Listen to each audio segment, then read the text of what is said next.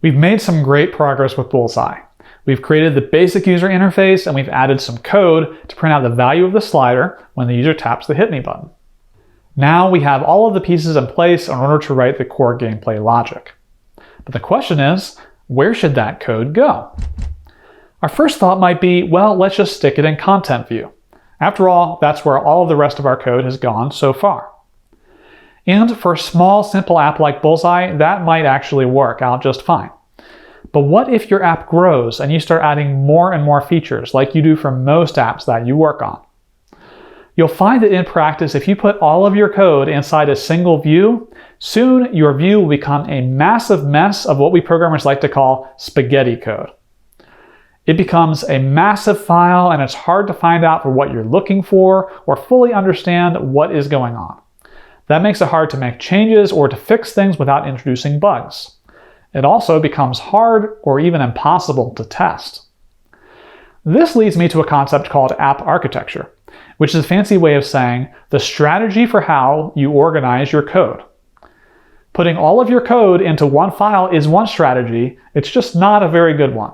One of the best practices of app architecture is called the single responsibility principle. This means that you should think about how to organize your app into multiple classes and structs, where each class and struct has one and only one job.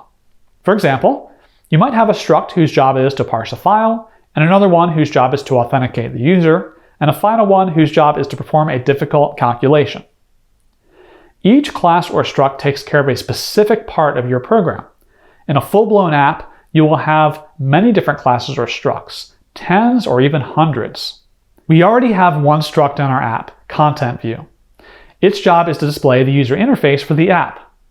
Asking Content View to worry about the gameplay logic in addition would be violating our single responsibility principle, because then Content View would have more than one job. We want our classes and structs to be lazy.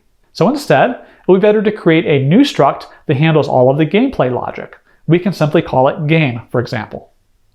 The game struct could have some data, like the current random target that the user is aiming for, the current round, and the total score.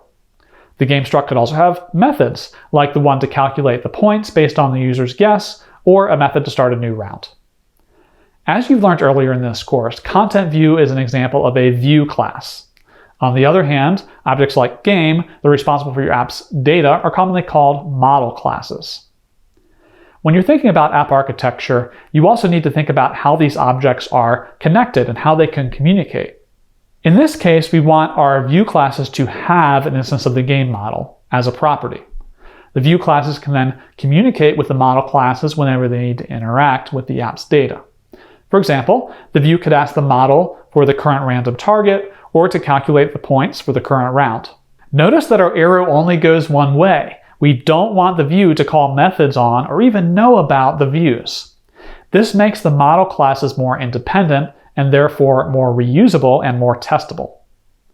By following the single responsibility principle, our Bullseye code will become a lot cleaner.